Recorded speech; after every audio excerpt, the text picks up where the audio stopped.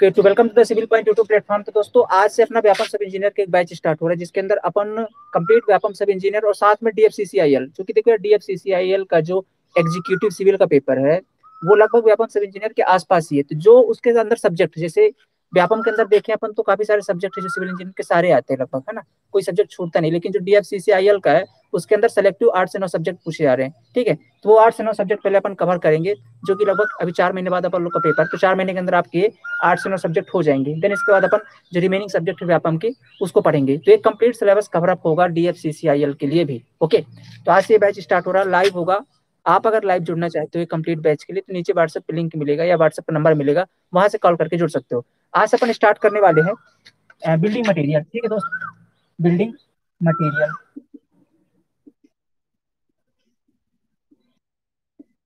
और ये चाहे आप किसी भी एग्जाम को, यार कोई भी आप जेई लेवल का एग्जाम दे रहे हो, चाहे आप एसएससी जेई दोगे या किसी भी अदर स्टेट का एक जेई दोगे, तो उसके लिए कंप्लीट कवर अप होगा। क्योंकि दोस्त बिल्डिंग मटेरियल के अंदर कॉन्सेप्ट अपन सारे ही पढ़ने वाले हैं, कोई भी कॉन्सेप्ट अपन छोड़ने वाले नहीं है, ठीक है। तो एक कंप्लीट कवर अप होगा, इसलिए आप इस लेक्चर को फॉलो कर सकते हो, कोई दिक्कत नहीं है, ठीक है, आप किसी भी एग्जाम के लिए। बट फोकस्ड हमारा डीएफसीसीआईएल, एसएससी जेई और व्यापम सब इंजीनियर को लेकर के। बिल्डिंग मटेरियल, अगर मैं थोड़ा सा इसके वेटेज की बात कर लेता हूँ, अपन स्टार्ट कर रहे हैं चूंकि, ठीक है, कि किस सब्जेक्ट के लिए कितना इंपॉर्टेंट है ये। तो सबसे पहला तो बात करेंगे अपन व्यापम के लिए। ओके, व्यापम के लिए, व्यापम सब इंजीनियर के लिए। दूसरा है आपका जो भी डीएफसीसीआईएल का है पेपर, एग्जीक्यूटिव सिविल के लिए। और तीसरा आपका एसएससी के लिए। तीनों के अंदर अगर हम देखें तो 7 से 8 क्वेश्चन वेरी करते हैं व्यापम के अंदर, ठीक है। और वही 8 से 10 क्वेश्चन लगभग, क्योंकि यार देखो डीएफसीसीआईएल का जो एग्जाम पैटर्न वो 96 क्वेश्चन टेक्निकल के हैं। यहाँ पे जो क्वेश्चन टेक्निकल को 100 क्वेश्चन है, और एसएससी के अंदर भी 100 क्वेश्चन टेक्निकल के हैं, ठीक है। तो यहाँ आप 7 से 8 क्वेश्चन एक्सपेक्ट कर सकते हैं व्यापम सब इंजीनियर के अंदर। 8 से 10 क्वेश्चन आते हैं डीएफसीसीआईएल के अंदर, ठीक है। और एसएससी जेई के अंदर, एसएससी जेई के अंदर आपका तो बिल्डिंग मटेरियल बहुत ज्यादा पहले आता था, ठीक है। पहले तो बहुत ज्यादा अमाउंट में पूछा जाता था, अभी थोड़ा सा इसका वेटेज कम हो गया है, ठीक है, थोड़ी थोड़ी टाइम के साथ। तो लगभग 10 से 12 क्वेश्चन, ठीक है, या 12 से 15, इसका मैक्सिमम तो 18 से 20 क्वेश्चन भी आए हुए हैं, ठीक है, एसएससी के अंदर। आप थोड़ा सा डाउन हो रहा है, 12 से 15 क्वेश्चन मान सकते हो, मतलब 10 से लेकर के 15% का वेटेज रखता है ये, किसी भी एग्जाम के लिए मान सकते हो, 10 से लेकर के 15% का वेटेज रखता है। तो यार किसी एग्जाम के लिए भी एक सब्जेक्ट 10 से 15 वेटेज रख रहा है, तो काफी इंपॉर्टेंट सब्जेक्ट बन जाता है, और काफी अच्छे तरीके से हमको इसको पढ़ना है, ठीक है दोस्तों। चलिए, इतनी बातें अगर समझ में आ गई हो, ये चाहे ये बताइए जो हम लोग लिख रहे हैं सब कुछ क्लियर, आपको विजुअल है, कोई दिक्कत नहीं इस पे? ओके, ठीक है, ये तो आ रहा है। अब इसको स्टार्ट करेंगे अपन, सब्जेक्ट पढ़ने कैसे वाले हैं, ठीक है। ये एकदम बेसिक सी बात होगी, अगर आपने अभी तक कुछ भी नहीं पढ़ा ना, इस बैच के अंदर आपको सारी चीजें सीखने को मिलेंगी, एकदम जीरो लेवल से पढ़ेंगे अपन, ठीक है। सबसे पहले ये पढ़ेंगे अगर मटेरियल है क्या चीज, किसको बोलते हैं बिल्डिंग मटेरियल्स, ठीक है। ये बिल्डिंग मटेरियल होते क्या चीजें, ठीक है।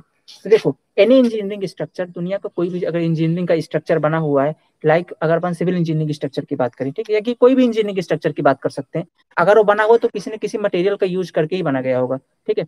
कुमार अपनी माइक ऑफ कर लो, ठीक है, ओके, हाँ। अगर कोई भी इंजीनियरिंग स्ट्रक्चर है, ठीक है, कोई भी इंजीनियरिंग स्ट्रक्चर है, तो वो अगर बना है तो कहीं ना कहीं उसमें किसी प्रकार के मटेरियल का ही यूज किया गया होगा। तो वो जो सारे मटेरियल होते हैं वो हमारे इंजीनियरिंग मटेरियल कहलाते हैं। और अगर हम लोग तो यार सिविल इंजीनियर्स हैं, ठीक है, अगर कोई स्ट्रक्चर है इंजीनियरिंग स्ट्रक्चर, उसमें जो मटेरियल यूज हो रहा है उसको अपन बोलते हैं इंजीनियरिंग मटेरियल, ठीक है।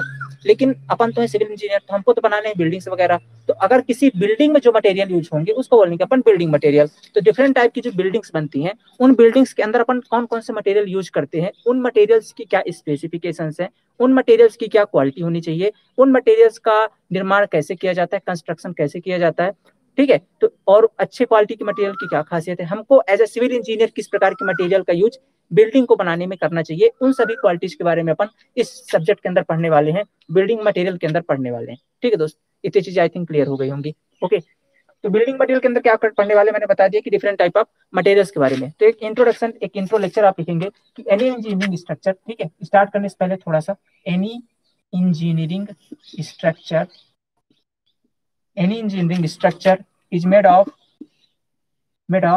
some type of material, some type of material. These material, these material called, these material are called, uh, these material are called engineering material, engineering material और बिल्डिंग मटेरियल और बिल्डिंग। ओके, यहाँ से दोस्त एक idea तो लग गया होगा कि बिल्डिंग मटेरियल क्या चीज होती है। तो एक ऐसे मटेरियल, ठीक है, ऐसे मटेरियल जिनका यूज हम इंजीनियरिंग स्ट्रक्चर को बनाने के लिए करते हैं। क्योंकि हम लोग सिविल इंजीनियर, तो हम लोग कैसे इंजीनियरिंग स्ट्रक्चर बनाएंगे, हम लोग बिल्डिंग्स वगैरह बनाएंगे। तो जैसे बिल्डिंग्स वगैरह स्ट्रक्चर जो अपन बनाते हैं, उनके निर्माण के लिए जिस प्रकार के मटेरियल की आवश्यकता होती है, जिस प्रकार के मटेरियल का अपन यूज करते हैं, उनको बोलते हैं अपन बिल्डिंग मटेरियल। ठीक है, काफी इंपॉर्टेंट है ये। इसके अंदर जो जो बिल्डिंग मटेरियल अपन पढ़ेंगे वो सारी चीज देखेंगे। ठीक है, अब ये जो बिल्डिंग मटेरियल है ना, ये जो बिल्डिंग मटेरियल है, ये जनरली आप तीन प्रकार के होते हैं। ठीक है, ये जनरली बिल्डिंग मटेरियल आपके, ठीक है, बिल्डिंग मटेरियल्स आपके, building materials, okay, building materials आपके तीन प्रकार के होते हैं। पहला कौन सा होता है? पहला होता है आपका बाइंडिंग मटेरियल। ठीक है दोस्त, समझना ध्यान से, बाइंडिंग मटेरियल। ओके, पहला होता है बाइंडिंग मटेरियल। दूसरा होता है आपका प्रोटेक्टिव मटेरियल, प्रोटेक्टिव मटेरियल। और तीसरा होता है आपका सॉलिड मटेरियल। तीसरा होता है आपका solid material. Binding material, protective material और सॉलिड मटेरियल। ओके, ठीक है। तो जो आपके बिल्डिंग मटेरियल है, जनरली अगर अपन देखें तो तीन प्रकार से क्लासिफाई कर सकते हैं। पहला होता है आपका बाइंडिंग मटेरियल, दूसरा होता है प्रोटेक्टिव मटेरियल और तीसरा होता है आपका सॉलिड मटेरियल। अच्छा, पहली चीज ये बाइंडिंग मटेरियल क्या चीज है, थोड़ा सा इनके बारे में समझेंगे, फिर प्रोटेक्टिव और फिर सॉलिड। ठीक है, बाइंडिंग मटेरियल क्या चीज होती है? बाइंडिंग मटेरियल का मतलब ये होता है बाइंड से, कि वैसा मटेरियल जो दो यूनिट को आपस में बाइंड करने का काम करे, बांधने का काम करे, या कि जोड़ने का काम करे, कनेक्ट करने का काम करे। दो यूनिट का मतलब किसी भी दो मटेरियल को या किसी दो यूनिट को आपस में जोड़ने का काम करे। जोड़ने का काम करे मतलब जिसके अंदर बाइंडिंग प्रॉपर्टी हो। बोला यार भैया ऐसा कौन सा मटेरियल, तो आप बोलोगे सीमेंट, जिप्सम, लाइम। सीमेंट का यूज कैसे करते हैं अपन? सीमेंट का मेन काम क्या होता है? अगर आप दो ब्रिक का कोई स्ट्रक्चर मान लीजिए बना रहे हो, ठीक है, ब्रिक का यूज करके बना रहे हो, तो दो ब्रिक्स को आपस में कनेक्ट करने का या जोड़ के रखने का काम कौन करता है? आपका सीमेंट करता है। तो सीमेंट एक प्रकार का बाइंडिंग मटेरियल हो गया। अब चूंकि सीमेंट का थोड़ा सा अभी अपन यूज करने लग रहे हैं, जैसे 100 साल से, है ना, लगभग 100 साल के आसपास से सीमेंट का यूज बढ़ा है। इससे पहले जो राजा महाराजा स्ट्रक्चर बनाया करते थे, तो वो एज ए बाइंडिंग मटेरियल किसका यूज किया करते थे? तो वो as a binding material lime का बहुत ज्यादा यूज किया करते थे। ठीक है, वो एज ए बाइंडिंग मटेरियल किसका बहुत ज्यादा? लाइम का बहुत ज्यादा यूज किया करते थे। क्योंकि लाइम की जो उस टाइम पे लाइम की अवेलेबिलिटी बहुत ज्यादा थी, तो वो लोग जनरली किसका यूज करते थे? लाइम का यूज करते थे। ओके, तो बाइंडिंग मटेरियल के बारे में अगर पढ़े अपन, ठीक है, तो बाइंडिंग मटेरियल कौन कौन से होते हैं? पहला तो हो गया आपका सीमेंट। ठीक है, बाइंडिंग मटेरियल के अंदर क्या आएगा? सीमेंट आएगा। देन आएगा आपका लाइम। ओके, देन आएगा आपका लाइम, फिर आएगा आपका जिप्सम। सीमेंट, लाइम और जिप्सम। ठीक है, ये सारे जो है आपके एक्सेट्रा, ये आपके क्या कहलाते हैं? वे बाइंडिंग मटेरियल। बाइंडिंग मतलब जो दो यूनिट को आपस में कनेक्ट करेगा, सिंपल सी बात है। अगला पढ़ेंगे प्रोटेक्टिव मटेरियल। प्रोटेक्टिव मटेरियल क्या होता है? जो रेजिस्टेंस दे against weather action. Weathering action का मतलब क्या है? जैसे मान लेता हूँ आपकी कोई बाहरी दीवार है, अब मौसम के कारण, धूप गर्मी के कारण, उस जो बाहरी दीवार है उसका कोई सरफेस पर किसी प्रकार का इरोजन ना हो, किसी प्रकार की खरोच वगैरह उसके सरफेस पर ना आए, तो उसको बचाने के लिए अपन क्या करते हैं? यार बारिश के टाइम पर सीलन वगैरह ना चढ़े, तो उसके अंदर क्या करते हैं अपन? पेंटिंग कर देते हैं। पेंटिंग कर देते हैं ना, तो पेंट एक प्रकार का क्या प्रोटेक्ट कर रहा है वेदरिंग एक्शन से। ठीक है, क्या कर रहा है भाई? प्रोटेक्ट कर रहा है ना वेदरिंग एक्शन से। तो वेदरिंग एक्शन से प्रोटेक्ट करने के लिए जो मटेरियल यूज करते हैं अपन, उसको बोलते हैं क्या? Protective material. ठीक है, तो वेदरिंग एक्शन के अगेंस्ट दीज मटेरियल प्रोटेक्ट, इसके बारे में चंद शब्द लिखूंगा मैं। These material protect against weathering action. ठीक है, these material protect against weathering action. Weathering action के अगेंस्ट प्रोटेक्ट करने के लिए कौन सा मटेरियल काम आता है? Protective material. अब अगर इसके उदाहरण की बात करें तो क्या हो जाएगा आपका? इसका उदाहरण हो जाएगा आपका पेंट, ठीक है, वार्निश,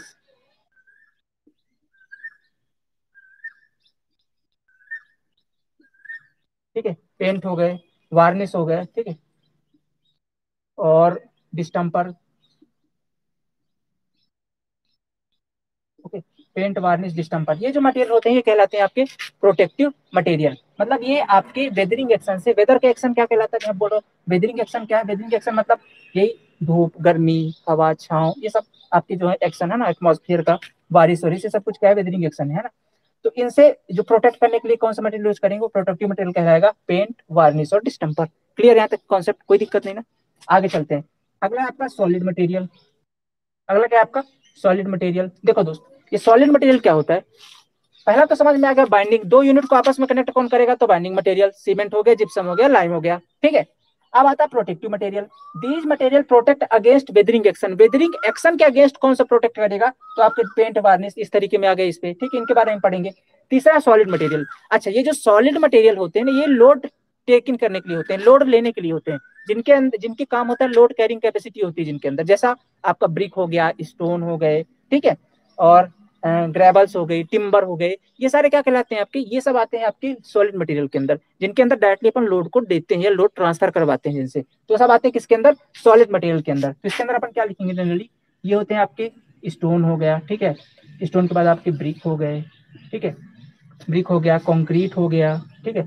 अब कंक्रीट के अंदर जनरली कंक्रीट कोई मटेरियल नहीं है, कंक्रीट एक मिक्सर है, मिक्स, जिसके अंदर अपन एग्रीगेट यूज करते हैं, और यहाँ मैंने एज ए एग्जांपल आपको कंक्रीट ही लिख दिया है, ठीक है। तो कंक्रीट हो गया, टिम्बर हो गया, ठीक है, टिम्बर हो गया, ठीक है, टिम्बर हो गया, तो इनका जो काम क्या होता है, ठीक है, load carrying capacity, load carrying capacity होती है इनके अंदर। ओके, दिखाई दे रहा है यहाँ तक आपको, क्लियर, बताइए। ओके, तो इनकी क्या काम होता है, इनका काम होता है लोड कैरिंग कैपेसिटी होती है, जो लोड को जनरली, अब लोड कौन सा होता है भाई, तो लोड हमारे एक तो स्ट्रक्चर का लोड होता है ना, जैसे हम अगर कोई स्ट्रक्चर बना रहे हैं तो एक तो उसका खुद का वजन हो गया, तो वो कौन सहेगा, तो यही तो मटेरियल रहते हैं, यही मटेरियल ट्रांसफर करते हैं सॉइल को, ठीक है। और दूसरा बात करते हैं कि एक जो हम लोग उसके अंदर रह रहे हैं उस स्ट्रक्चर के अंदर, तो एक हमारा वजन हो गया, तो हमारे लोड को भी जनरली इसी मटेरियल के थ्रू ट्रांसफर होता है सॉइल के अंदर, तो इनके अंदर लोड कैरिंग कैपेसिटी पाई जाती है, ऐसे मटेरियल जो कि लोड को ले सकते हैं, इस सॉलिड मटेरियल कहलाते हैं। तो बिल्डिंग मटेरियल के अंदर ये तीनों प्रकार के मटेरियल्स के बारे में हमको पढ़ना है। बाइंडिंग मटेरियल में हमको सीमेंट के बारे में पढ़ना है, लाइम के बारे में पढ़ना है, और जिप्सम के बारे में पढ़ना है। प्रोटेक्टिव मटेरियल के अंदर आपको पेंट, वार्निश, डिस्टेम्पर के बारे में पढ़ना है, और सॉलिड मटेरियल के अंदर आपको स्टोन के बारे में, ब्रिक के बारे में, कंक्रीट, टिम्बर, ठीक है, इन सब के बारे में डिटेल्ड में पढ़ना है, ठीक है। तो ये है आपका टोटल बिल्डिंग मटेरियल के अंदर पढ़ने वाले टॉपिक्स, ठीक है, जो हमको पढ़ने हैं। ओके दोस्त, यहाँ तक आई थिंक एक बेसिक आइडिया जो है आपको बिल्डिंग मटेरियल का वो लग चुका होगा। ओके, तो अब स्टार्ट कहाँ से करेंगे, अपन स्टार्ट करेंगे बाइंडिंग मटेरियल से, ठीक है। इंपॉर्टेंट टॉपिक, यहाँ से काफी सारे क्वेश्चन पूछते हैं, इंटरेस्टिंग भी है, थोड़ा आपका इंटरेस्ट जगाने के लिए मैं स्टार्ट करूंगा बाइंडिंग मटेरियल से, ठीक है दोस्त। तो बाइंडिंग मटेरियल के अंदर सबसे पहले क्या पढ़ेंगे अपन, सीमेंट। ओके, क्या है, सीमेंट। तो सबसे पहले स्टार्ट करेंगे सीमेंट, इतना लिखने के बाद हेडिंग डालिएगा आप सीमेंट, ठीक है। तो एक बेसिक इंट्रो हो गया, अब चलेंगे अपन सीमेंट के अंदर, ठीक है, इसके अंदर, सीमेंट के अंदर चलेंगे, सीमेंट के अंदर, ठीक। इरेज करें इसको, लिख लिया आपने, चलिए, कौन है, अच्छा,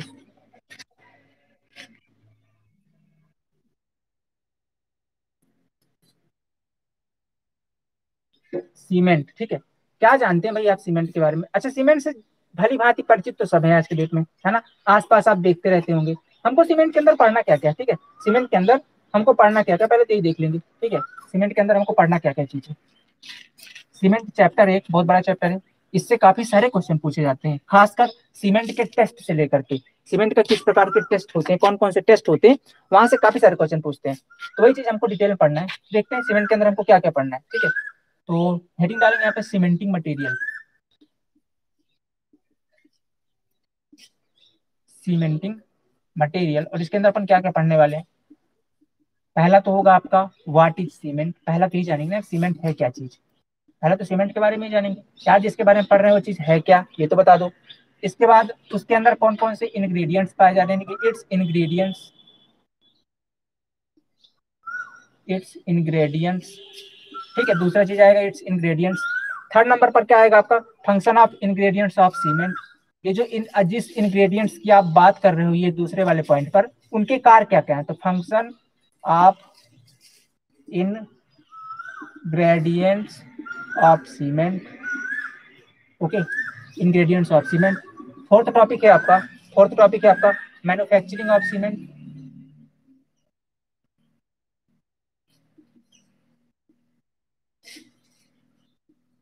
मैन्युफैक्चरिंग, फंक्शन ऑफ इंग्रेडिएंट्स के बाद नेक्स्ट पढ़ेंगे अपन उसकी मैन्युफैक्चरिंग कैसे करेंगे, मतलब सीमेंट का निर्माण कैसे करते हैं।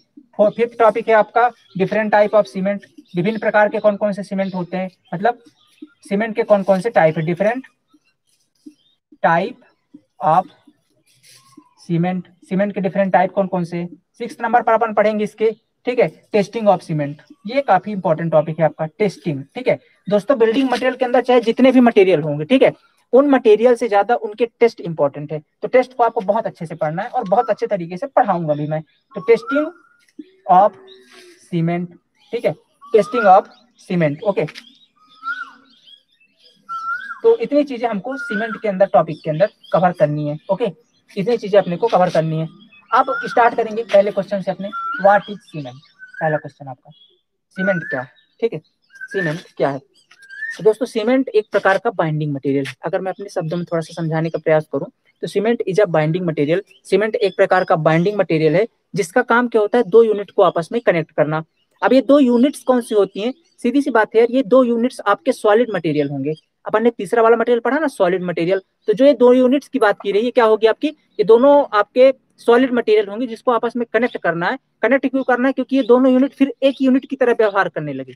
समझिएगा बात को, जैसे मैं बोला कि आपके दो ब्रिक हैं, वो दोनों ब्रिक अभी दो यूनिट है, एक ब्रिक ये एक ब्रिक ये, अपन दोनों इनको अगर सेम तरीके से कनेक्ट कर दें तो लोड आएगा, तो ये दोनों यूनिट मिल करके एक यूनिट का व्यवहार करेंगे और उस लोड को आसानी से सह लेंगे। अगर अलग अलग रहेंगे तो लोड बढ़ जाएगा और इसके कारण आसानी से फेलियर हो सकता है। तो बांधने का मतलब क्या है, अपन क्यों बाइंड करते हैं स्ट्रक्चर को कि सीमेंट का यूज करके, वो इसलिए क्योंकि जो दो यूनिट है, अब इससे दो उसके बाद 4 यूनिट है, 10 यूनिट है, कितने सारे ब्रिक्स हैं, तो उन सभी को आपस में कनेक्ट करके एज अ एक सिंगल यूनिट बिहेव करे हमारा स्ट्रक्चर, और लोड के साथ एक साथ खड़ा रहकर एक सिंगल यूनिट की तरह व्यवहार करे, उस लोड को सॉइल में ट्रांसफर कर दे, ये हमारा काम है। इसलिए हमको सॉइल, इसलिए हमको मटेरियल्स को बाइंड करना पड़ता है। तो ये cement, what is cement, cement का मतलब कि सीमेंट एक प्रकार का बाइंडिंग मटेरियल है जिसका यूज हम क्यों करते हैं, यूज करते हैं दो यूनिट्स को आपस में कनेक्ट करने के लिए या मल्टीपल्स यूनिट्स को आपस में कनेक्ट करने के लिए, ताकि वो जो यूनिट्स हैं वो एक सिंगल यूनिट की तरह व्यवहार कर सके, ठीक है। बात होगी ना क्लियर है तक। अब लिखेंगे सीमेंट के बारे में कि सीमेंट इज अ, क्या है सीमेंट, डिफिनेशन इसकी लिखेंगे कि cement is a binding material, ठीक है, cement is a binding material, ठीक है, which connects two unit, which connect of two units, ठीक है, जो दो यूनिट को आपस में कनेक्ट करता है। Cement is a binding material which connects of two unit, जो दो यूनिट को आपस में कनेक्ट करके रखता है। ये दो यूनिट्स क्या होती है, वही तो सॉलिड मटेरियल होते हैं जिसको आपस में कनेक्ट करता है। कनेक्ट क्यों करता है, क्योंकि वो दो यूनिट अब सिंगल यूनिट की तरह व्यवहार करें। मैंने यहाँ पे दो बोला है, ऐसे मल्टीपल यूनिट्स होते हैं, ठीक, कई सारे यूनिट्स होते हैं। कनेक्ट क्यों करते हैं, क्योंकि वो जो मल्टीपल यूनिट्स है अलग अलग है, वो एक यूनिट बन जाए और जब हमारी स्ट्रक्चर का लोड आए तो उसको एक यूनिट की तरह व्यवहार करके सीधा सॉइल पर ट्रांसफर कर दे, ठीक है दोस्त। इतनी सी बात है सीमेंट के अंदर। अच्छा, ये सीमेंट की दो प्रॉपर्टीज होती हैं, ठीक है। अच्छा, इसके बारे में थोड़ा सा और पढ़ लेते हैं। इसकी डिस्कवरी कब हुई थी, सीमेंट की डिस्कवरी कब हुई थी, डिस्कवरी बोले तो खोज, या इसका निर्माण बोल सकते हो, ठीक है, ठीक है, इन्वेंशन बोल सकते हो। तो ये कब हुआ था आपका, इन्वेंशन ज्यादा सही रहेगा इसका। डिस्कवरी किस चीज को खोजी जाती है, इन्वेंशन किस चीज को बनाया जाता है, इन्वेंशन ज्यादा बेटर वर्ड है यहाँ पे, ठीक है। इन्वेंशन कब हुआ था, ये हुआ 1824 के अंदर। कब हुआ भाई, 1824 के अंदर। किसने किया था, एक साइंटिस्ट का नाम था रॉबर्ट, ठीक है, एक साइंटिस्ट का नाम था, सॉरी रॉबर्ट बोलो, जोसेफ स्पीडन, ठीक है। 1824 के अंदर साइंटिस्ट का नाम था जोसेफ स्पीडन, जोसेफ स्पीडन। ये एक इंग्लैंड के साइंटिस्ट थे, इंग्लैंड के साइंटिस्ट थे, जिन्होंने सीमेंट को पहली बार बनाया था। और जहां पे बनाया था ना, जहां पे बनाया था उस जगह का नाम था आपके पोर्टलैंड। इंग्लैंड, इंग्लैंड के अंदर, ठीक है, इंग्लैंड के अंदर एक जगह है पोर्टलैंड। तो इंग्लैंड के अंदर जो जगह थी पोर्टलैंड, उस जगह पर जोसेफ स्पीडन नाम के साइंटिस्ट ने पहली बार सीमेंट को बनाया था। तो इसलिए सीमेंट का जनरली नाम रखा जाता है ओपीसी, ठीक है। आपने ओपीसी का नाम सुना ही होगा। ओपीसी का मतलब क्या होता है, ऑर्डिनरी पोर्टलैंड सीमेंट, ठीक है। सीमेंट का एक ग्रेड है ऑर्डिनरी पोर्टलैंड सीमेंट, इसी के नाम पर रखा गया, इस जगह के नाम पर। क्यों, क्योंकि इस जगह पर पहली बार बनाया था, तो उसी के नाम पर ओपीसी सीमेंट आता है। जो अपन जनरली यूज करते हैं घरों में बनाने के लिए, एक प्रकार का ओपीसी सीमेंट होता है, ऑर्डिनरी पोर्टलैंड सीमेंट, ठीक है। इसको किसने बनाया था सबसे पहले, जोसेफ स्पीडन ने बनाया था, ओके। यहाँ तक आई थिंक सारी चीजें क्लियर हो गई होंगी। अब इसकी थोड़ी सी प्रॉपर्टीज की बात करेंगे, ठीक है दोस्त। प्रॉपर्टीज मतलब यार दोस्त, सीमेंट तो ठीक है, आपने कहा भैया ये सीमेंट काम करता है बांधने का, बांधने का मतलब सीमेंट दो यूनिट को आपस में कनेक्ट करने का काम करता है। तो यार कोई चीज के अंदर ये कनेक्ट करने की प्रॉपर्टी आती कहाँ से, है ना।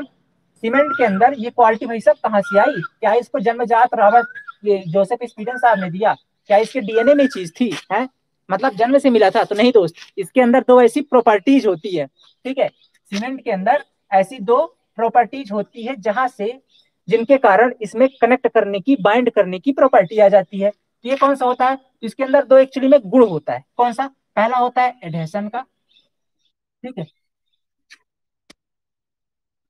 ओके, क्लियर है, साउंड क्लियर है, और ये जो लिखा है वो भी क्लियर है,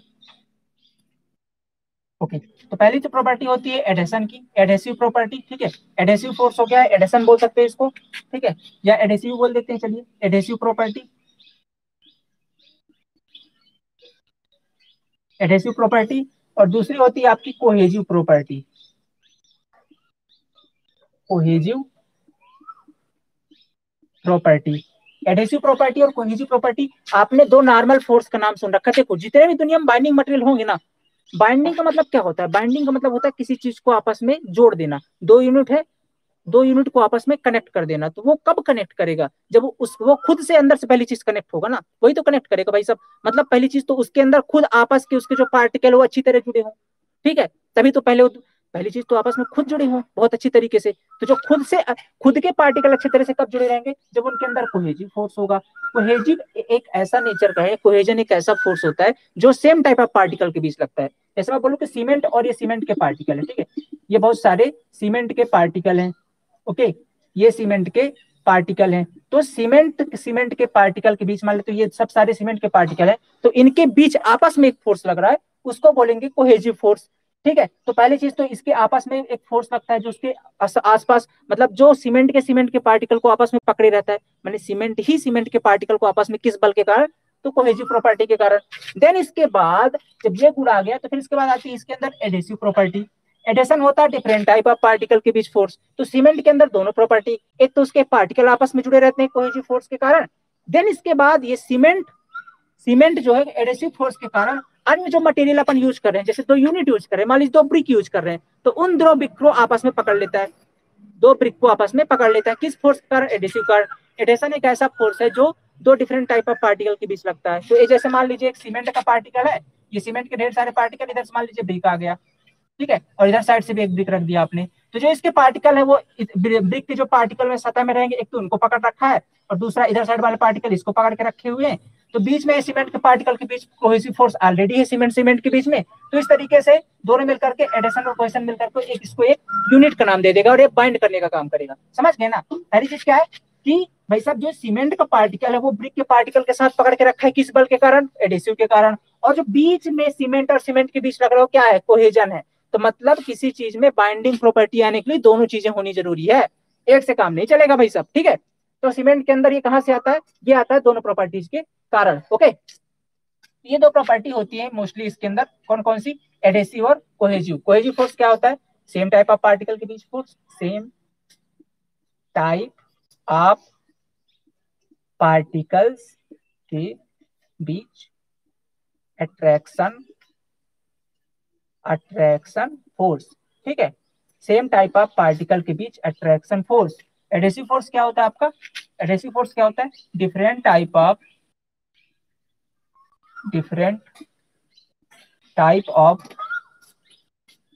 पार्टिकल के बीच अट्रैक्शन। हाँ क्या हो गया, क्या हो गया सुधा, नहीं दिख रहा है, कुम्भज आपको भी नहीं दिख रहा है, दिख रहा है सुधा, आपको इधर नेट वीक है, ठीक है। डिफरेंट टाइप ऑफ पार्टिकल के बीच attraction force, different type of particle के बीच अट्रैक्शन फोर्स, हम बोल रहे हैं, लिख लीजिएगा। एडेसिव प्रॉपर्टी के नीचे डिफरेंट टाइप ऑफ पार्टिकल के बीच अट्रैक्शन फोर्स होता है आपका कौन सा, एडेसिव फोर्स। कोहेसिव फोर्स क्या होता है, सेम टाइप ऑफ पार्टिकल के बीच अट्रैक्शन फोर्स, ओके। तो ये होती है प्रॉपर्टीज इसकी। अब बात करेंगे दोस्त इसके इंग्रेडिएंट्स की, ठीक है, इसके इंग्रेडिएंट्स यानी कि रॉ मटेरियल की, ठीक है। इंग्रेडिएंट्स बोलेगा कि रॉ मटेरियल। अभी चूंकि वाटर सीमेंट के अंदर ही चल रहा है, अभी इसके अंदर थोड़ा सा और पढ़ेंगे, देन इसके बाद इंग्रेडिएंट्स पे आएंगे। ओके, अब अच्छा अब पूछोगे यार भैया ठीक है, सीमेंट तो आपने बता दिया कि एक प्रकार का बाइंडिंग है, खोज इसने की है, प्रॉपर्टी ये है, ठीक है, यहाँ तक क्लियर कौन सा। अब बताइए कि सीमेंट बनाया कैसे गया होगा, ठीक है, पहली चीज इसकी मैन्युफैक्चरिंग कैसे हुई होगी। अभी तो समझेंगे डिटेल मैन्युफैक्चरिंग, पर नॉर्मली कैसे बनती है सीमेंट, वो एक लाइन में बता दीजिए आप। चलिए बस समझा देते हैं वो चीज क्या होती है।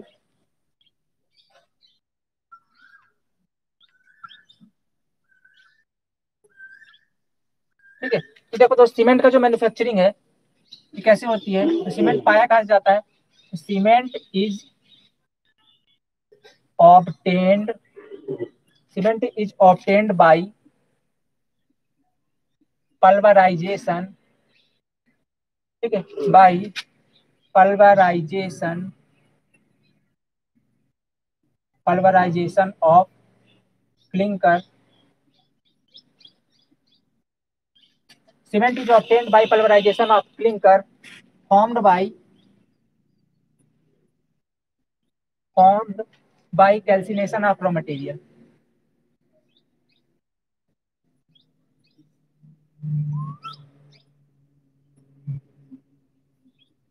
calcination of raw material, ठीक है, calcination of raw material, cement is obtained by pulverization of clinker formed by calcination of raw material, ठीक है, calcination of raw material। तो सीमेंट एक प्रकार का कैसे बनता है भाई, ऑब्टेन्ड बाय पल्वराइजेशन। अब कुछ कुछ नए वर्ड आएंगे यहाँ पे, पल्वराइजेशन ऑफ क्लिंकर, ठीक है, पल्वराइजेशन क्या है, फिर क्लिंकर क्या है, फॉर्म्ड बाय कैल्सिनेशन, अभी कैल्सिनेशन क्या है, ऑफ रॉ मटेरियल, ये रॉ मटेरियल क्या है। ऐसे मिलाकर के इसमें चार वर्ड जो आपको नए तरीके के दिख रहे हैं। सीमेंट पाया जाता है पल्वराइजेशन, पल्वराइजेशन मतलब होता है किसी चीज को पीसना, ठीक है, मान लीजिए कोई छोटे छोटे टुकड़ों के अंदर है, ठीक है, कोई छोटे छोटे टुकड़ों के अंदर है, ऐसे इस साइज में छोटे छोटे टुकड़ों के अंदर, तो उसको आप पीस करके उसको ग्राइंड करके अगर डस्ट फॉर्म पे कन्वर्ट कर देते हो तो वो प्रोसेस कहलाती है पल्वराइजेशन, ठीक है। टू कन्वर्ट, क्या लिखेंगे पल्वराइजेशन में, to convert in dust form, in dust form, dust form के अंदर कन्वर्ट करना, ठीक है, डस्ट फॉर्म के अंदर कन्वर्ट करना एकदम, मतलब देखो सीमेंट एकदम चिकना रहता है ना, तो उससे पहले क्लिंकर्स बनते हैं उसके, तो उस क्लिंकर्स को पीस करके डस्ट फॉर्म पे कन्वर्ट करना पल्वराइजेशन कहलाता है।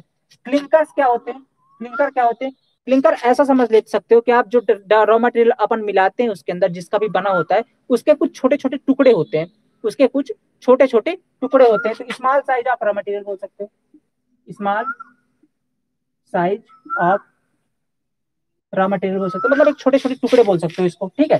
कैल्सिनेशन क्या होता है, कैल्सिनेशन एक प्रोसेस होती है, कैल्सिनेशन क्या है आपका, कैल्सिनेशन एक प्रोसेस है, एक प्रोसेस है जिसके अंदर, कैल्सिनेशन एक प्रोसेस है जिसके अंदर हम, ठीक है, एक प्रोसेस है जिसके अंदर हम क्या करते हैं, रॉ मटेरियल को, जो रॉ मटेरियल अपन बनाए, अभी रॉ मटेरियल की बात करें कौन कौन से, ठीक है, जो रॉ मटेरियल को हाई टेम्परेचर पे गर्म करते हैं, हीट एट हायर टेम्परेचर, क्या करते हैं भाई, हीट एट हायर टेम्परेचर, ठीक है, रॉ मटेरियल को हायर टेम्परेचर पर गर्म करते हैं। ये हायर टेम्परेचर कितना है, heat at higher temperature but below melting point, but below melting point, ठीक है, क्या लिखा मैंने, but below melting point, below melting point, melting point क्या होता है, मेल्टिंग पॉइंट वह पॉइंट है अगर उस पॉइंट से ज्यादा आप उसको गर्म कर दोगे या उस पॉइंट तक गर्म कर दोगे तो जो आपका मटेरियल वो पिघल जाएगा, मेल्ट कर जाएगा। तो हमको मेल्ट नहीं करवाना मटेरियल को, हाई टेम्परेचर पे गर्म करना है, पर कितना हाई, इतना हाई कि बस पिघले ना भाई सब, समझ रहे हो ना, एक लिमिट में गर्म करना है कि पिघलने ना पाए, बाकी उतना गर्म कर दो, ठीक है, समझ रहे हो, पिघलने ना पाए। तो रॉ मटेरियल को हायर टेम्परेचर पे गर्म करना बट बिलो मेल्टिंग पॉइंट, ये क्या कहलाता है आपका, कैल्सिनेशन कहलाता है, क्या कहलाता है दोस्त, कैल्सिनेशन कहलाता है, ठीक है, कैल्सिनेशन कहलाता है। रॉ मटेरियल क्या है, रॉ मटेरियल होता है आपका जिसका अपन अपने को, जिससे अपने को सीमेंट बनानी है, ठीक है, ये इसका रॉ मटेरियल कहलाता है। रॉ मतलब जैसे अगर पूछो आपकी बॉडी का रॉ मटेरियल क्या है, तो आप बोलोगे आपकी बॉडी का रॉ मटेरियल सेल्स है जिससे मिलकर के आपकी बॉडी बनी है, कोशिकाएं हैं, बून्स बोल सकते हो, है ना, या मांस बोल सकते हो, ब्लड बोल सकते हो, जिससे मिलकर हमारी बॉडी एक्चुअली में बनी हुई है, वो उसका रॉ मटेरियल कहलाता है, ठीक है। ऐसे अगर मैं बात करूं, ठीक है, अगर मैं बात करूँ रॉ मटेरियल की सीमेंट के अंदर, तो ये क्या क्या होता है, सबसे पहले होता है लाइम, ठीक है, लाइम हो गया, सिलिका हो गया, लाइम हो गया, सिलिका हो गया। थर्ड हो गया आपका iron oxide, iron oxide. Fourth हो गया आपका magnesium oxide, an manganese oxide, magnesium oxide, ठीक है। तो लाइम, सिलिका, आयरन ऑक्साइड और मैग्नीशियम ऑक्साइड, ठीक है। सॉरी एक चीज और आ गया, थर्ड नंबर पे एक और आएगा एल्यूमिना, ठीक है, फिर आएगा ये एल्यूमिना का परसेंट थोड़ा सा ज्यादा होता है, 3 से 8% होता है एल्यूमिना, ठीक है। फिर आएगा iron oxide, iron oxide, then आएगा आपका magnesium oxide, MgO, magnesium oxide, ठीक है। तो lime, silica, alumina, iron oxide और मैग्नीशियम ऑक्साइड, ये मुख्यतः होते हैं। कुछ और होते हैं जैसे जिप्सम वगैरह अपन ऐड करते हैं सेटिंग टाइम को, आगे पढ़ेंगे उनको। तो मुख्यतः अगर रॉ मटेरियल की बात करें तो क्या क्या होते हैं, ये लाइम होता है, सिलिका होता है, एल्यूमिना होता है, आयरन ऑक्साइड और मैग्नीज ऑक्साइड, ठीक है। तो अब यहाँ से समझते हैं एक बार, cement is obtained by pulverization. कहाँ से करते हैं, पल्वराइजेशन से। पल्वराइजेशन क्या है, to convert in dust form, एक प्रोसेस है जिसके अंदर हम इसको डस्ट फॉर्म पे कन्वर्ट करते हैं। ऑफ क्लिंकर, किसको कन्वर्ट करते हैं भाई साहब, क्लिंकर को। क्लिंकर क्या है, small size of raw material बोल सकते हो, ठीक है। Small size of raw material कैसे बनता है, फॉर्म्ड बाई, कैसे बनता है, कैल्सिनेशन ऑफ रॉ मटेरियल। जो रॉ मटेरियल हमने लिया है उसका अगर उसको बहुत ज्यादा टेम्परेचर पे गर्म कर दें, बट बिलो मेल्टिंग पॉइंट, मतलब बहुत ज्यादा टेम्परेचर पे गर्म करें लेकिन वो टेम्परेचर मेल्टिंग पॉइंट से कम ही है, तो उसके बाद बनता है क्लिंकर। और इस क्लिंकर को अगर अपन पल्वराइज कर दें, पीस दें, ठीक है, तो वो कन्वर्ट हो जाए किसके, डस्ट फॉर्म के अंदर। यही आपका सीमेंट है, ये जो डस्ट फॉर्म पे प्राप्त हो रहा है यही आपका सीमेंट मिल रहा है। तो मतलब रॉ मटेरियल को करिए हाई टेम्परेचर पे गर्म तो कहलाएगा क्या, कैल्सिनेशन। और ये कैल्सिनेशन से बनेंगे क्लिंकर, और क्लिंकर को अगर आप पल्वराइज कर दीजिए, मतलब पीस दीजिए, तो बन जाएगा आपका सीमेंट डस्ट फॉर्म के अंदर, ठीक है। तो ये होता है, इस तरीके से आपको सीमेंट प्राप्त होता है, ओके।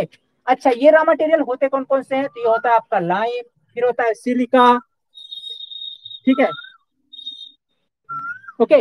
ये होता है आपका लाइम, फिर होता है आपका सिलिका, देन होता है आपका एल्यूमिना, देन होता है आपका आयरन ऑक्साइड और मैग्नीशियम ऑक्साइड, ठीक है। आयरन ऑक्साइड और मैग्नीशियम ऑक्साइड, तो ये कुल मिलाकर के आपके क्या है, रॉ मटेरियल्स हैं, ठीक है। ये कुल मिलाकर के आपके रॉ मटेरियल्स हैं, ओके। यहाँ तक पॉइंट क्लियर, कोई दिक्कत नहीं, कोई दिक्कत नहीं ना, सारी चीजें एकदम क्रिस्टल क्लियर समझ में आ रही ना। हाँ ठीक है, कैल्सिनेशन समझ में आया क्या है, कैल्सिनेशन क्या है।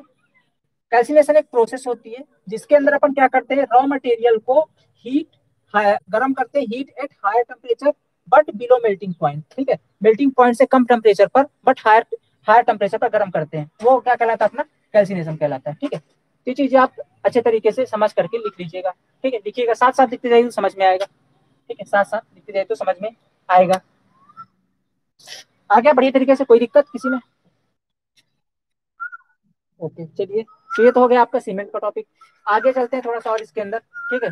अबे सीमेंट होते कितने प्रकार के हैं ये समझ लेते हैं भाई, ठीक है।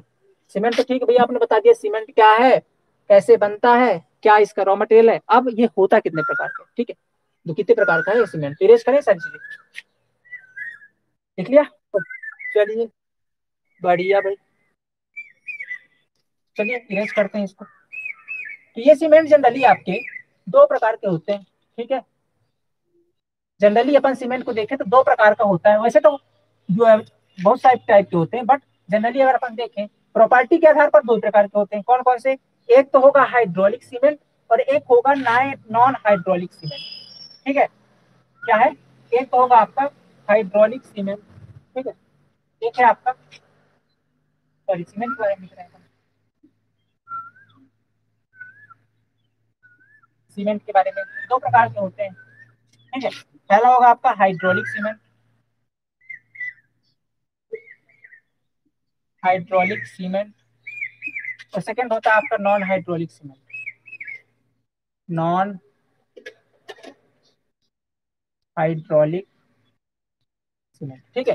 हाइड्रोलिक सीमेंट और नॉन हाइड्रोलिक। हाइड्रोलिक का मतलब समझते हो, हाइड्रो यानी वाटर से कुछ कुछ रिलेटेड है, ठीक है, कुछ कुछ वाटर से रिलेटेड है। इसका मतलब इसमें लिखिए दिस, ये पानी के साथ क्रिया करता है, ठीक है। ये जो हाइड्रोलिक सीमेंट है ना, ये पानी के साथ क्रिया करता है और एक स्टेबल स्ट्रक्चर बनाता है। ये स्टेबल स्टेज बनाता है, स्टेबल स्टेट बनाता है पानी के साथ क्रिया करके। ये भाई साहब पानी के साथ क्रिया नहीं करते हैं, ठीक है। तो कहोगे यार भैया ऐसा भी कौन सीमेंट है क्या जो पानी के साथ क्रिया ना करे? बोले हाँ है। ऐसा कौन सा है? तो आपने पीओपी का नाम सुन रखा है क्या? Plaster of Paris, Birla white putty, Birla white wall care putty, ठीक है। यही है आपका पीओपी, ठीक है।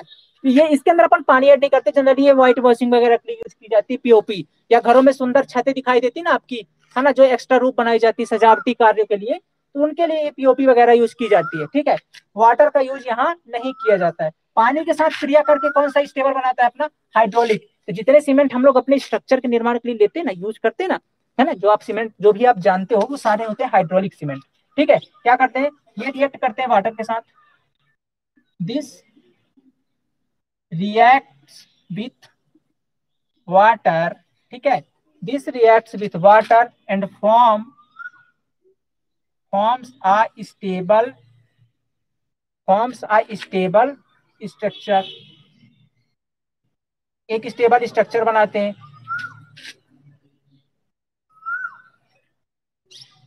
ओके। स्टेबल स्ट्रक्चर बनाते हैं।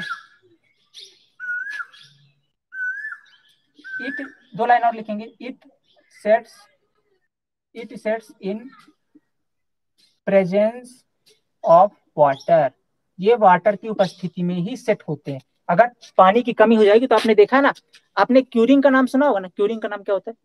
क्यूरिंग का मतलब ये होता है कि जैसे जब आपके स्टेबल बन गए तो उसकी तरफ अपन तराई करते हैं, पानी डालते हैं सीमेंट के अंदर। क्यों डालते हैं? क्योंकि यही यही चीज होती है कि वो एक स्टेबल स्ट्रक्चर कब बने जो उसके अंदर अपन बार बार पानी को डालते रहेंगे। अभी क्यूरिंग का क्या कॉन्सेप्ट, ऐसा नहीं कि पानी डालने से स्टेबल होता है। पानी एक्चुअली जो इसके अंदर पहले से अपन मिक्सअप बनाते समय डाले उसको वो ना उड़े, है ना, वो सूर्य के टेम्परेचर के कारण वो ना एवोपरेट हो, उसको बचाने के लिए क्यूरिंग करते हैं। बट पानी अपन डालते हैं ना, मतलब पानी के कारण ही इसके अंदर स्टेबल स्ट्रक्चर बन पाता है, स्ट्रेंथ आ पाती है। तो ये उसी की उपस्थिति में अपना एसेट होता है, ठीक है। तो ये जो जितने भी सीमेंट है आपके हाइड्रोलिक सीमेंट्स, ठीक है, ये हाइड्रोलिक है, ठीक है, यू है यहाँ पे। हाइड्रोलिक सीमेंट ये पानी की प्रेजेंस में कार्य करते हैं और ये पानी के एब्सेंस में कार्य करते हैं, ओके। सजावटी कार्य वगैरह में यूज करते हैं, जैसे पीओपी वगैरह होते हैं, प्लास्टर ऑफ पेरिस, ठीक है। तो ये हो गया आपका सीमेंट का एक इंट्रो, व्हाट इज सीमेंट का, ये सारा चीजें हो गई, ठीक है। अब चलेंगे अपन इंग्रेडिएंट्स ऑफ सीमेंट के अंदर। भाई साहब इंग्रेडिएंट्स कौन कौन से हैं? इतनी सारी खासियत है इसके अंदर, दो चीजों को आपस में जोड़ सकता है, तो आखिर कौन कौन सी चीजें इसके अंदर हैं वो समझा दीजिए हमको, ठीक है। चलिए तो समझा देते हैं, ठीक है दोस्त। क्या चीजें हैं? इंग्रेडिएंट्स कौन कौन सी होती है? इंग्रेडिएंट्स मतलब इसके, इंग्रेडिएंट्स बोलो या कंस्टिट्यूएंट्स भी बोल सकते हो। कंस्टिट्यूएंट्स मतलब किससे मिलके ये बना हुआ है, क्या क्या इसके कंस्टिट्यूएंट्स हैं। तो डालिए heading ingredients of cement, cement के इंग्रेडिएंट्स। सेकेंड टॉपिक था अपना ingredients of cement, ingredients of cement important है, क्वेश्चन ऑब्जेक्टिव में पूछेगा, यहीं से पूछेगा भाई साहब। तो आंखें सारा ध्यान अब यहीं रखिएगा। इंग्रेडिएंट्स ऑफ सीमेंट, पहला तो लिखिए लाइम, ठीक है। लाइम के बाद है आपका सिलिका, ठीक है। फिर है आपका एल्यूमिना, फिर है आपका आयरन ऑक्साइड, फिर है आपका मैग्नीशियम ऑक्साइड, ठीक है। Lime, silica, alumina, iron oxide और मैग्नीशियम ऑक्साइड। फिर है आपका जिप्सम, ठीक है। जिप्सम के बाद है आपका सल्फर, सल्फर के बाद है आपका एल्कलीज। कुछ क्षारी धातुएं भी पाई जाती हैं, कुछ क्षारी तत्व भी पाए जाते हैं। लाइम को अपन बोल सकते हैं CaO, कैल्शियम ऑक्साइड। सिलिका को SiO2, है ना। एल्यूमिना को Al2O3, आयरन ऑक्साइड को, ठीक है, आयरन ऑक्साइड को बोलेंगे Fe2O3। इस फॉर्म में प्रेजेंट होते हैं। MgO, ठीक है, मैग्नीशियम ऑक्साइड को MgO। जिप्सम कॉपर सल्फेट के रूप में प्रेजेंट होता है, ठीक है, कैल्शियम सल्फेट, सॉरी, ठीक है, कैल्शियम सल्फेट के रूप में प्रेजेंट होता है, ठीक है।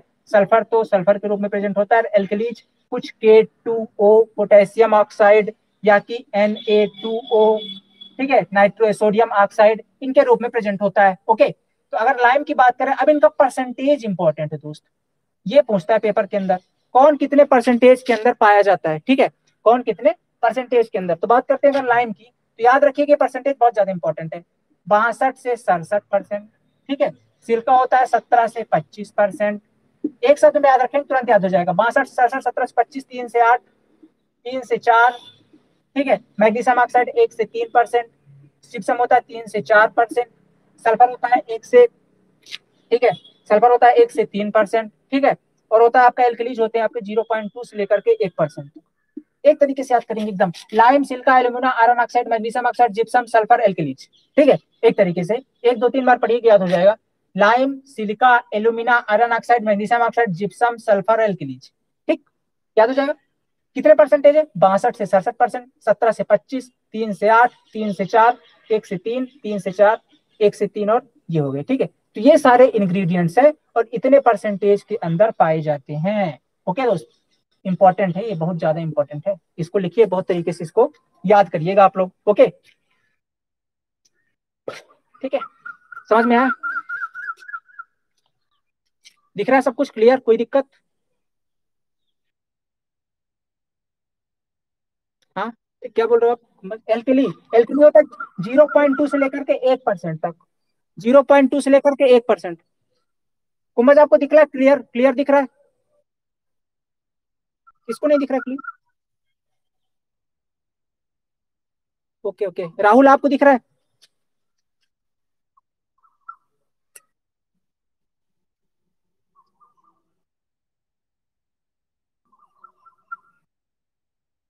दिख रहा होगा दोस्त, दिख तो रहा होगा।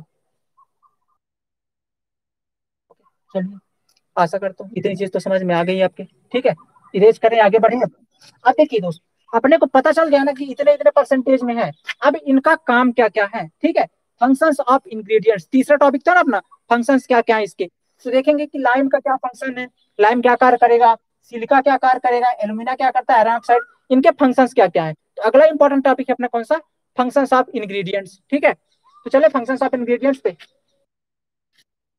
चलिए, हेडिंग डालिएगा फंक्शंस ऑफ इंग्रेडिएंट्स, इसको लिखिएगा, इंपॉर्टेंट है ये।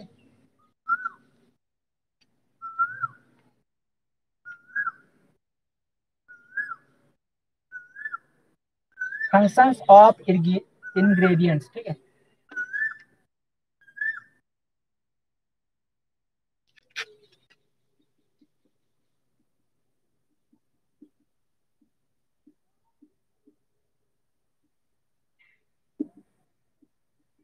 फंक्शंस ऑफ इंग्रेडिएंट्स, एक एक करके सभी का फंक्शन समझेंगे। पहला हेडिंग डालेंगे अपन लाइम को, ठीक है। लाइम माने कैल्शियम ऑक्साइड, ठीक है।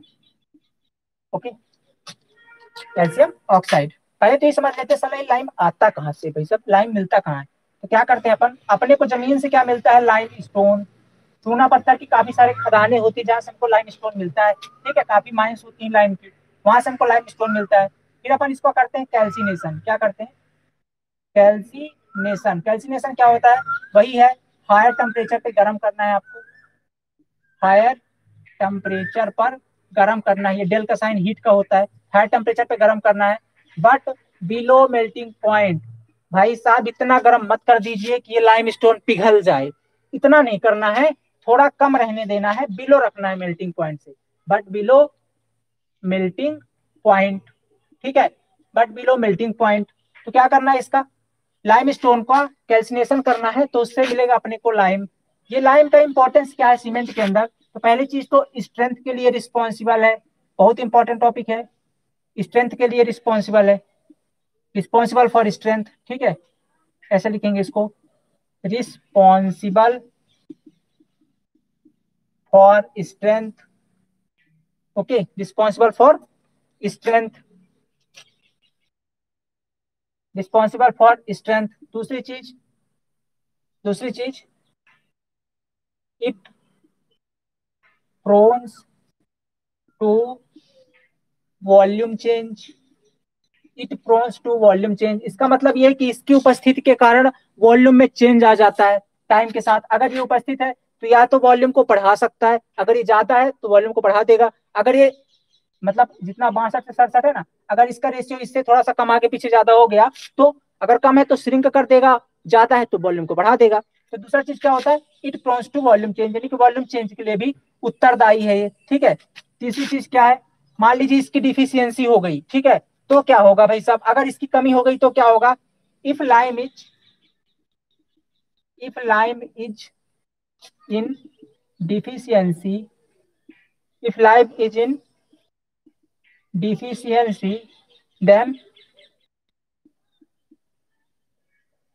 then strength of cement will be reduced, then strength of cement will be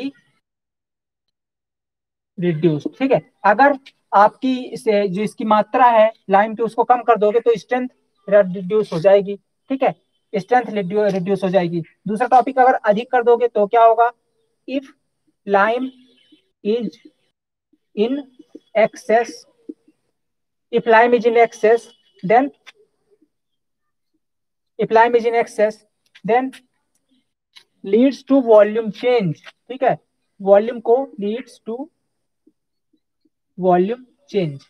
okay, leads to volume change। okay, leads to volume change and leads to volume change and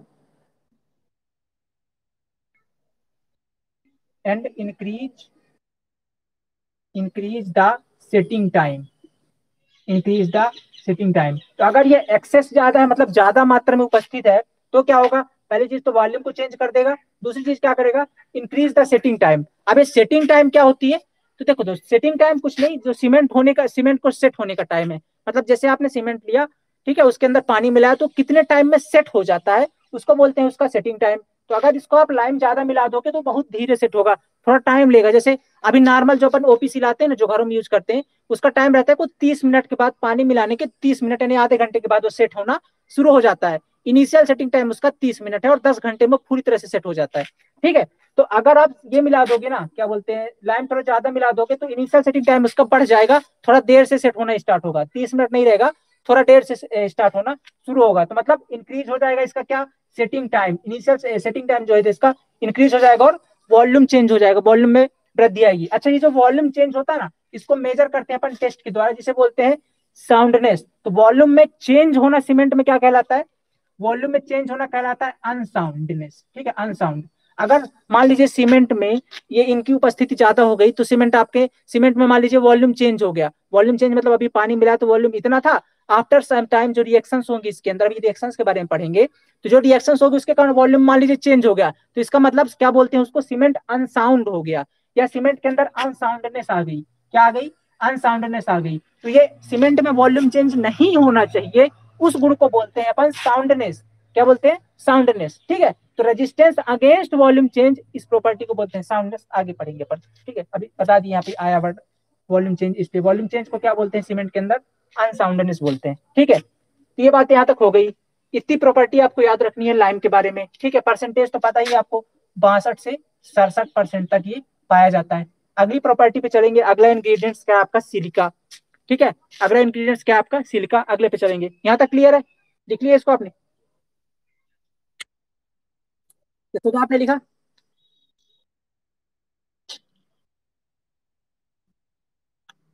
चलिए erase करते हैं, फिर आगे चलते हैं। ठीक है, अगला है आपका, हेडिंग डालिएगा silica.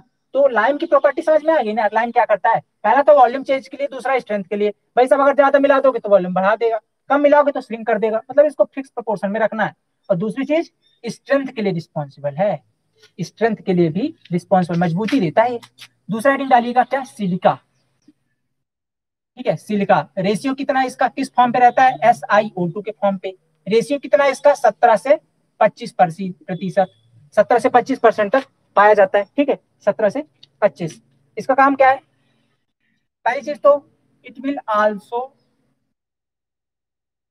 It will also impart the strength. पहली चीज तो स्ट्रेंथ देता है। ठीक है, दूसरी चीज की बात करें और क्या देता है, it increase the setting time, it increase the setting time, setting time को बढ़ाता है। सेटिंग टाइम मतलब क्या होता है, जो पानी डालने के बाद जब सीमेंट सेट होना शुरू होता है ना, तो उसको ये इंक्रीज कर देता है। अगर इसकी मात्रा बढ़ा दोगे ना तो सीमेंट थोड़ा जल्दी सेट होने लग जाए, सॉरी देर से सेट होगा। अभी 30 मिनट सेट हो रहा था, मतलब 10 घंटे में पूरा कंप्लीट सेट हो रहा था, फिर जाके वो 15 घंटे 20 घंटे में सेट होगा। तो ये सिल्का डिपेंड करता है, सेटिंग टाइम को इंक्रीज या घटा सकता है, सॉरी बढ़ा सकता है। ठीक, घटा नहीं सकता, बढ़ा सकता है। ठीक है, तीसरा क्या है आपका, तीसरा आपका, if Chilka is in access, अगर मान लीजिए सिल्का आपने ज्यादा मिला दिया, if Chilka if silica is in excess, if silica is in excess, मान लीजिए सिलिका की जो अमाउंट है वो अधिक मात्रा में है, ठीक है, सिलिका इज इन एक्सेस, ठीक है, excess, so strength of cement, so strength of cement, so strength of cement would be more, would be more, मतलब स्ट्रेंथ तो ज्यादा होगी, कोई दिक्कत नहीं है, but setting time will be also more, but setting time, but setting time will also be more, will also be more, कोई दिक्कत नहीं, अगर आप सिल्का बढ़ा दोगे तो कोई दिक्कत नहीं है, स्ट्रेंथ तो बढ़ जाएगी, पर भाई साहब सेम अमाउंट में उसका सेटिंग टाइम बढ़ जाएगा। तो जो सीमेंट अभी 10 घंटे में सेट हो जा रहा है आपको फिर 20 घंटे में सेट होगा, है ना, तो स्ट्रेंथ जो उसकी 20 घंटे के अंदर सेट होगी कंप्लीट, ठीक है, तो सेटिंग टाइम इंक्रीज कर देता है, ये सिल्का का कॉन्सेप्ट, और बढ़ाओगे तो स्ट्रेंथ बढ़ जाएगी। ओके, किसके लिए रिस्पॉन्सिबल है, स्ट्रेंथ के लिए, तो सिल्का के बारे में इतनी चीजें याद रखनी है। आगे चलें क्या, ठीक है, आगे चलें, अगला पॉइंट है आपका, अगला पॉइंट क्या है आपका, अगला पॉइंट है आपका एल्यूमिना, ठीक है, एल्यूमिना कमाल का है भाई, ये ये कुछ अलग नेचर का है, कुछ अलग है इसके अंदर बात, वो क्या है समझिए। तीसरा नंबर क्या है आपका, एल्यूमिना, एल्यूमिना, इसका फार्मूला Al2O3, परसेंटेज 3 से 8, ठीक है, आप समझिए इसके बारे में, ये क्या करता है, पहला लिखेंगे this is responsible, this is responsible for quick set, quick set, cement के अंदर सीमेंट जितना जल्दी सेट होता है ना, सीमेंट की जो जल्दी सेट होने की क्षमता, मतलब पानी मिलाओ तो जल्दी से जो सेट होना शुरू हो जाता है, वो इसी के कारण आती है, मतलब इसके कारण ही सेटिंग टाइम कम रहता है, मतलब पानी मिलाने के जल्दी से सेट होने लगता है। तो जो क्विक सेट की प्रॉपर्टी होती है किसके कारण आती है, एल्यूमिना के अंदर आती है, ठीक है, एल्यूमिना के अंदर आती है। दूसरी चीज क्या होती है, it will be it will be leads to volume change, ठीक है, it will be leads to volume change. दूसरी चीज ये कि वॉल्यूम चेंज के लिए रिस्पॉन्सिबल है, अगर ये हायर अमाउंट में उपस्थित है तो इसके कारण वॉल्यूम चेंज होगा, वॉल्यूम में चेंज होगा, मतलब समझ रहे हैं, वॉल्यूम में अगर ज्यादा अमाउंट में है तो सीमेंट के वॉल्यूम को बढ़ा देगा, तो क्या कर देगा, सीमेंट को अनसाउंड कर देगा, ठीक है, क्योंकि सीमेंट में वॉल्यूम चेंज की प्रॉपर्टी को क्या बोलते हैं, साउंडनेस बोलते हैं। तो अगर सीमेंट में अपन एल्यूमिना ज्यादा मिलाए ना तो ये क्या कर देगा, ये सीमेंट की प्रॉपर्टी सीमेंट को अनसाउंड कर देगा, उसके वॉल्यूम को बढ़ा देगा, ठीक है, सीमेंट को के वॉल्यूम को बढ़ा देगा, तो अनसाउंडनेस की प्रॉपर्टी आ जाएगी सीमेंट के अंदर। ओके, और क्या करता है,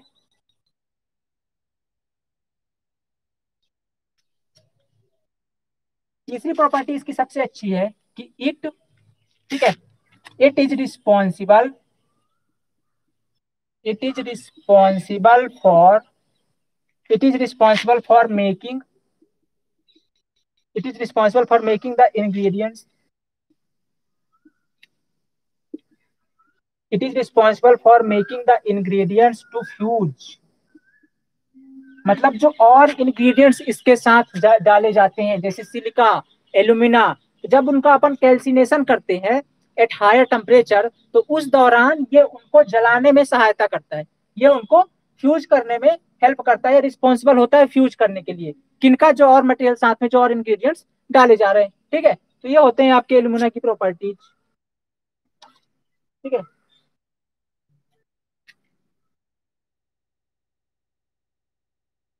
चौथे एक और लिख लेते हैं, it will it's will it's will reduce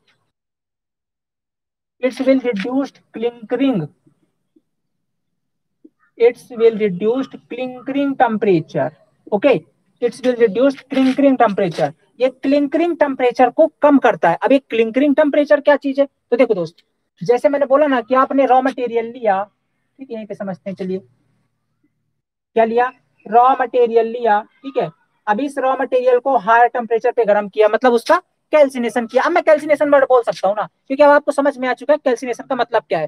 calcination का मतलब है कि उसको हाई टेम्परेचर पे गर्म करना है, बस इतना गर्म नहीं करना है कि वो मेल्ट हो जाए, high temperature but below melting point, ठीक है, वो रॉ मटेरियल दिया, ये प्रोसेस कहलाती है कैल्सिनेशन। तो कैल्सिनेशन के बाद बनता है आपका क्लिंकर। अब चूंकि यार इतने टेम्परेचर पर गर्म किया गया है क्लिंकर को, तो भाई साहब सॉरी रॉ मटेरियल को तो जाके क्लिंकर बनाए, तो क्लिंकर का टेम्परेचर तो बहुत ज्यादा रहेगा, गर्म रहेगा। तो उसको रिड्यूस करने का काम कौन करता है? एल्यूमिना करता है। ये उसके टेम्परेचर को कम करता है, ठीक है। तो रिड्यूस करने का काम करता है क्लिंकरिंग टेम्परेचर को, ठीक है। रॉ मटेरियल क्या करते हैं अपन? कैल्सिनेशन करते हैं, और कैल्सिनेशन के बाद क्या बनता है आपका? क्लिंकर बनता है, ठीक है। क्लिंकर बनता है, और ये क्लिंकर का जो टेम्परेचर होता है बहुत ज्यादा रहता है, तो इसको रिड्यूस करने का काम करता है, कम करने का काम करता है कौन? आपका एल्यूमिना करता है। ये हो गया 4 पॉइंट्स, इंपॉर्टेंट है, याद रखिएगा।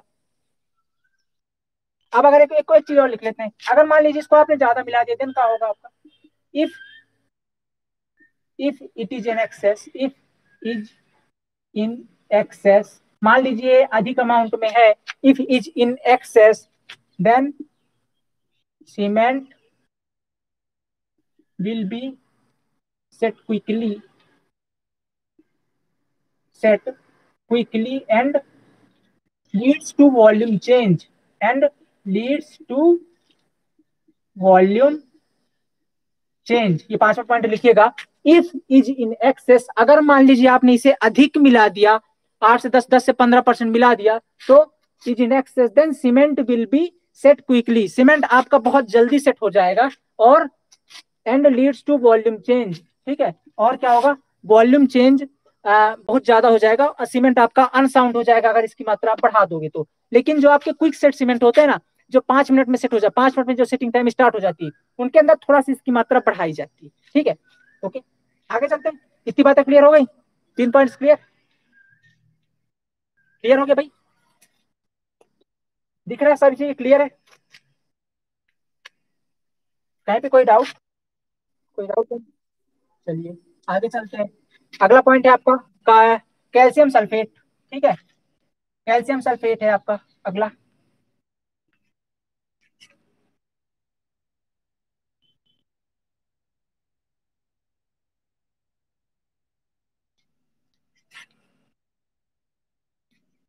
अगला है आपका कैल्शियम सल्फेट।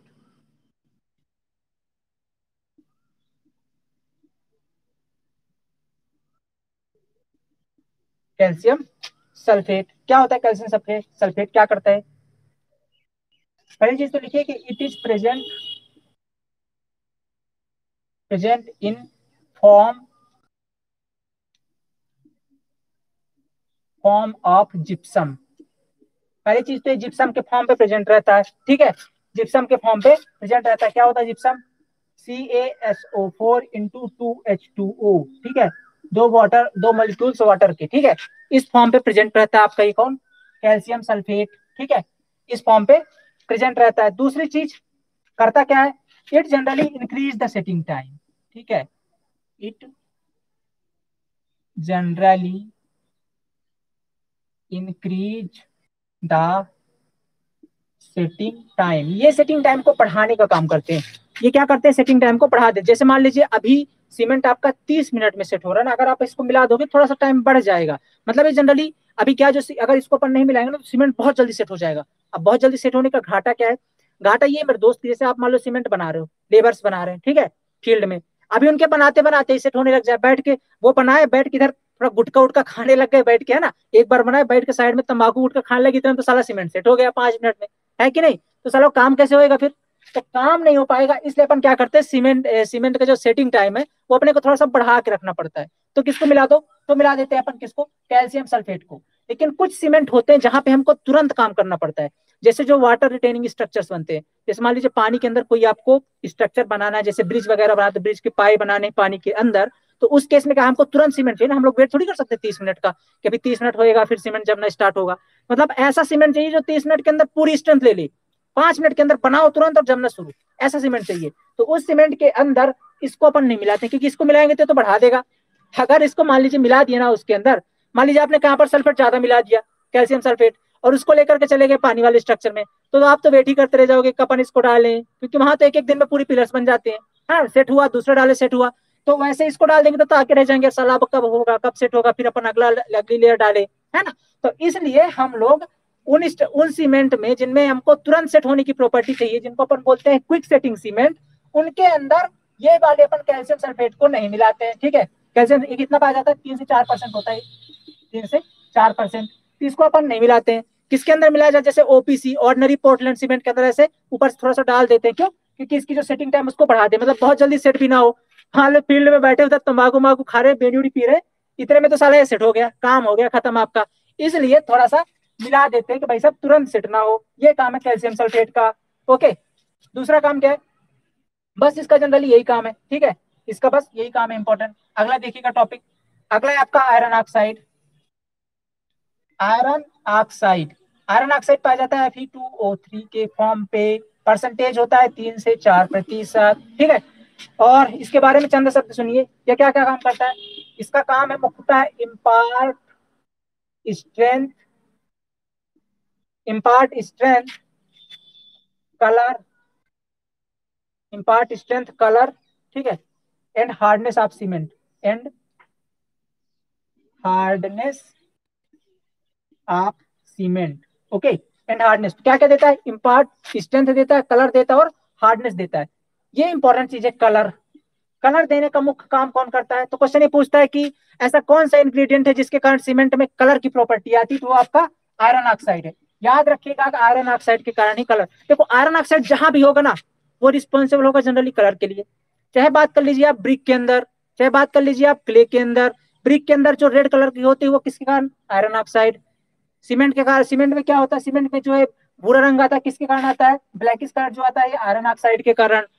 आपके ब्लड के अंदर जो लाल कलर है, ब्लड का कलर आपके लाल है, वो किसके कारण, ब्लड में उपस्थित हीमोग्लोबिन और हीमोग्लोबिन के अंदर उपस्थित आयरन के कारण। तो आयरन जहां भी रहेगा ना मेरे दोस्त, आयरन जहां भी रहेगा वो देगा कलर का काम, कलर देने का काम करेगा, समझ रहे हो। तो कलर का मुख्य रिस्पॉन्सिबल क्या है, कौन सा इंग्रेडिएंट है, आयरन ऑक्साइड, ठीक है। और उसके अलावा भी स्ट्रेंथ और हार्डनेस भी प्रोवाइड करता है, ठीक है, स्ट्रेंथ और हार्डनेस भी प्रोवाइड करता है। ओके, अगले टॉपिक पे बात करेंगे। अगला है आपका मैग्नीशियम ऑक्साइड, MgO, ठीक है, मैग्नीज ऑक्साइड, ठीक है। ये क्या करता है, ये भी कुछ कुछ रिस्पॉन्सिबल होता है कलर के लिए, impart colour and strength, hardness, colour and hardness. लेकिन आपसे अगर पूछे पेपर में कि मेन रीजन कौन है कलर का, सीमेंट में मेनली कौन रिस्पॉन्सिबल है कलर के लिए, तो आप आंख बंद करके टिक लगाएंगे किसके ऊपर, आयरन, आयरन ऑक्साइड के ऊपर, ठीक है, किसके ऊपर, आयरन ऑक्साइड के ऊपर।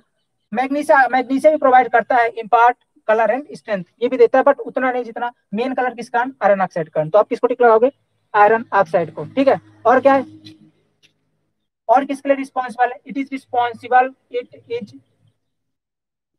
Responsible for volume change also. दूसरी चीज वॉल्यूम चेंज के लिए भी रिस्पॉन्सिबल है, ठीक है, वॉल्यूम। अब देखिए यार, कोई चीज अगर वॉल्यूम चेंज के लिए रिस्पॉन्सिबल हो गई ना, तो ये चीज अंडरस्टूड है उसके अंदर कि यार अगर ये वॉल्यूम चेंज के लिए रिस्पॉन्सिबल है तो अगर आप इसको ज्यादा मिलाओगे तो सीमेंट का वॉल्यूम चेंज कर देगा। और अगर सीमेंट का वॉल्यूम चेंज हुआ तो उस प्रॉपर्टी को क्या बोलते हैं, तो भाई साहब हमको पता है कि उस प्रॉपर्टी को बोलते हैं अपन अनसाउंडनेस। ये क्या करेगा, इट विल प्रोवाइड्स या इट विल, ठीक है, if it is in excess then it will leads to volume change या it will leads to cement unsound. Simple सा है, लिखेंगे एक पॉइंट और लास्ट में, if it is in excess then it will leads to cement unsound, ठीक है, last में लिखा क्या, सीमेंट अनसाउंड लिखा, ठीक है, it will leads to cement unsound. Okay, तो ये है दोस्त कुछ प्रॉपर्टीज, ठीक है। ये है, एक और बचा लास्ट में इफ्लोरेंस, सॉरी एक और बचा एल्केलीज, ठीक है, एक और बचा लास्ट में आपका एल्केलीज। जी हाँ पूछो, कहाँ पे, कहाँ पे, सीमेंट अनसाउंड है, अनसाउंड है, ठीक है, leads to cement unsound. Unsound मतलब क्या दोस्त, अनसाउंड का मतलब वही है कि सीमेंट में वॉल्यूम चेंज हो जाएगा, यही प्रॉपर्टी आपकी अनसाउंडनेस कहलाती है, ठीक है, यही प्रॉपर्टी आपकी अनसाउंडनेस कहलाती है। Okay, it will lead to cement unsound, ठीक है। अगला क्या है आपका, अगला है आपका एल्केलीज। एल्केलीज, एल्केलीज किस फॉर्म में प्रेजेंट रहते हैं, ये रहते हैं आपके K2O यानी पोटेशियम ऑक्साइड, Na2O यानी सोडियम ऑक्साइड, ठीक है, इस फॉर्म में प्रेजेंट रहते हैं। देखो इसका कुछ बेसिक रीजन नहीं, बस आ जाते हैं, प्रेजेंट रह जाते हैं किसी इंग्रेडिएंट्स के साथ मिल करके। काम क्या रहता है इनका, इनके कारण एक हानि होती है, क्या होती है, आफ्टर सीमेंट का जब आप स्ट्रक्चर बना लोगे ना, जब उसके अंदर पानी पड़ेगा तो उसके अंदर व्हाइट पैचेज आ जाते हैं। क्या आ जाते हैं भाई? व्हाइट पैचेज, जिसको अपन इफ्लोरेंस बोलते हैं। क्या बोलते हैं? एफ्लोरेंस, ठीक है, एफ्लोरेंसेस, ठीक है, एफ्लोरेंस, एफ्लोरेंस आ जाते हैं, मतलब white spongy, white spongy patches, white spongy patches आ जाते हैं, स्पंजी पैचेज स्पॉट, ठीक है, स्पॉट्स, ठीक है, white spongy patches spots. Cement की कंक्रीट की सतह पर कुछ सफेद सफेद धब्बे पड़ जाएंगे, किसकी वजह से? इस एल्कलीज की वजह से। जैसे आप कोई सीमेंट का स्ट्रक्चर बना लिए ना, तो बनाने के बाद उसके अंदर ऊपर सरफेस पर कुछ कुछ जो है तो इस व्हाइट पैचेज या कि कुछ सफेद धब्बे दिखाई देंगे। वो किसके कारण होगा? इन्हीं एल्कलीज मैटर के कारण उपस्थित आते हैं, ठीक है। तो ये जो इस गुण को क्या बोलते हैं? जो व्हाइट स्पंजी पैचेज आ जाते हैं, इसको क्या बोलते हैं? इसको बोलते हैं इफ्लोरेंस, ठीक है। किसको बोलते हैं? इफ्लोरेंस। ये ब्रिक के अंदर भी सेम होता है, इन्हीं के कारण ब्रिक के अंदर भी आता है, ठीक है। तो इफ्लोरेंस बोलते हैं। और सीमेंट कंक्रीट की सतह पर आफ्टर कंस्ट्रक्शन आ जाता है, व्हाइट पैचेस दिखाई देंगे, ठीक है, किसके कारण? इन एल्कलीज के कारण। तो ये थे आपके इंग्रेडिएंट्स, ठीक है दोस्तों, ये थे आपके इंग्रेडिएंट्स। तो अपन ने यहाँ तक सीमेंट क्या है, फिर इसके बाद सीमेंट के फंक्शन क्या, सीमेंट के इंग्रेडिएंट्स क्या है और उनके फंक्शंस क्या है, ये 3 टॉपिक अपन ने इस चैप्टर, इस वीडियो के अंदर कवर कर लिए हैं, ठीक है। आशा करता हूँ वीडियो पसंद आ रहा होगा। और अभी आगे करके अपन डेली हमारी क्लासेस 5 से लेकर के 6:15 या 6:30 तक चलेंगी, ठीक है। बिल्डिंग मटेरियल अपन उसको कंटिन्यू करेंगे और साथ में आपका सर्वे भी स्टार्ट होने वाला है, जस्ट 1 या 2 दिन भी स्टार्ट हो जाएगा, साथ में आपका नॉन टेक पोर्शन भी कवर होगा, ओके। तो देखते रहिए क्लासेस। और अगर आपको कंप्लीट बैच ज्वाइन करना है तो व्हाट्सअप नंबर मिल जाएगा नीचे, उसे भी आप करके ज्वाइन कर सकते हो। चलिए मिलते हैं नेक्स्ट वीडियो में। Thank you so much. आशा करता हूँ आपको लेक्चर पसंद आया होगा, okay. Thank you so much. पसंद आया आपको लेक्चर? ओके, चलिए बहुत बढ़िया, मिलते हैं नेक्स्ट लेक्चर में।